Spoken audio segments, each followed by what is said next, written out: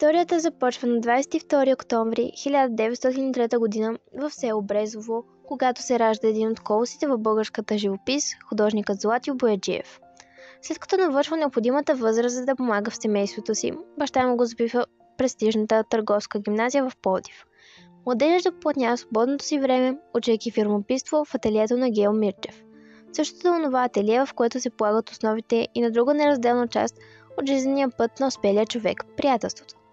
Там Златю Бояджиев среща Васил Бараков и Давид Перец, които по-късно известният пловдивски живописец Цанко Лавренов ще нарече тримата бараци. Прозвище, което предстои да се превърне в синоним на споделена храна, студентска квартира и споделено време, в което се формират характерите. Мъжете се превръщат в личности и творци, всеки със своята индивидуалност. И така, въпреки успешно завършеното средно образование, пътят на бъдещия художник е ясен и ще последва силното си влечение към изобразителното изкуство, съпровождащо го от ранна детска възраст. Противно на бащината визия за собственото му развитие, следван от верните си приятели Бараков и Перец, Бояджиев заминава за София. Там той записва живопис в художествената академия в класа на професор Цено Тодоров и не след дълго той отново проявява едно важно за пътя към върха качество – смелост. Още от най-ранните си произведения той се опитва да откаже академичния реализъм, търсейки нов пластичен език и изразни средства. До средата на 30-те години композициите му са безлюдни, като творбите му морски скали и пейзаж. След една обиколка на Италия през 1939 година, която художникът категоризира като пътуване с научна цел, палитрата става по-благородена. В Сватба в Брезово художникът възкрасява един от най-вълнуващите запечатани в съзнанието му мигове, свързани с прекрасните традиции на българската сватба. Освен чисто естетична наслада, която тази творба ни поднася, тя е своеобразен апотеоз на народните традиции и непреходна тема в творчеството на художника, която го кара съвсем скоро след прекарания през 1951 година тежък инсулт или 13 години след създаването на картината да надживописва някои от детайлите й и то с лявата ръка. Освен пейзажите, които Бояджиев рисува, голяма част от творчеството му е вдъхновено от полската работа на хората.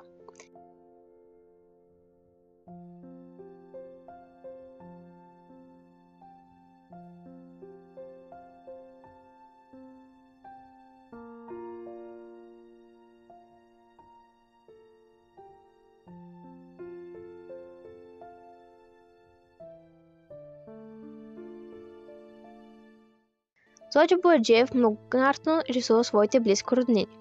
Портрети без излишен драматизъм, но също така изпълнени с автентични, съкровени и същевременно владени емоции са тези на неговите родители.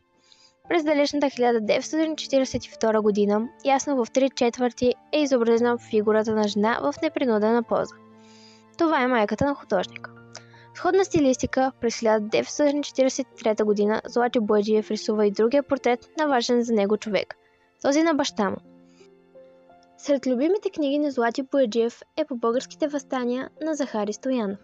През 1955 година той започва картината Баташкото клане, изобразяваща сцена от най-кървавия период от априлското въстание. По разкази на близки, художникът правил множество скици, докато съпругата му Цена четяла на глас откази от записките. В този момент съдбата изправила Златю Бояджиев пред тежко, а за повечето хора дори непоносимо изпитание – мозъчният инсулт. С множество усилия, търпение и неслоним дух, художникът успява да преодолее предизвикателство, оставящо не само физически, а и психически поражения. Използвайки лявата си, незасегната от инсулта ръка, по-късно той завършва Баташко клане, но не спира до там, а устремено продължава да твори. Между 1963 и 1964 година създава Априлското въстание.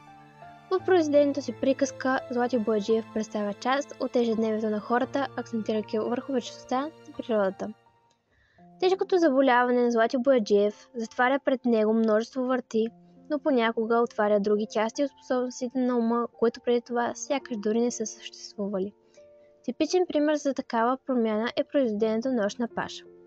Както при повечето картини от късния период на художника, т.е. на лявата ръка, и в това произведение той избира предпочитаната висока гледна точка, позволяваща видимост върху всички планове и композиционни детайли, а обратната перспектива е ключов похват.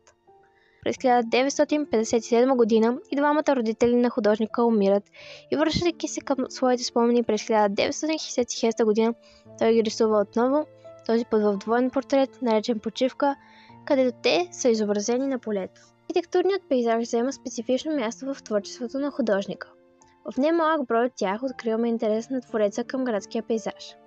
Тази картина, както и Алжир, са част от серия вдъхновена от круизното пътуване на Злати Бояджиев заедно с неговия син Георги през май 1968 година. Бояджиев изразява своя интерес към мита на циганите в поредица от картини, сред които е Циганки. Родена от неговата четка през 1965 година, тя е жанрова сцена, изградена като своеобразна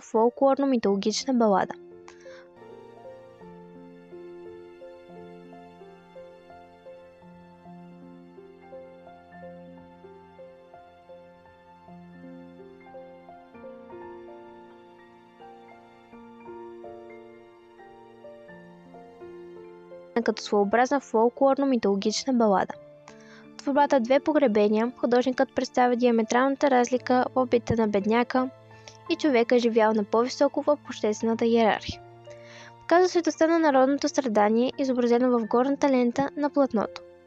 Кара ни да се замислим за това, че в края на земния път всички сме равни, да се замислим за ценностите, които имаме при живе и ценностите, които ще предадем на тези след нас. Бояджиев напуска света ни през 1976 година, оставяйки толкова много богатство след себе си. Художникът бива погребан в Пловдив, а името му и до днес не бива забравено.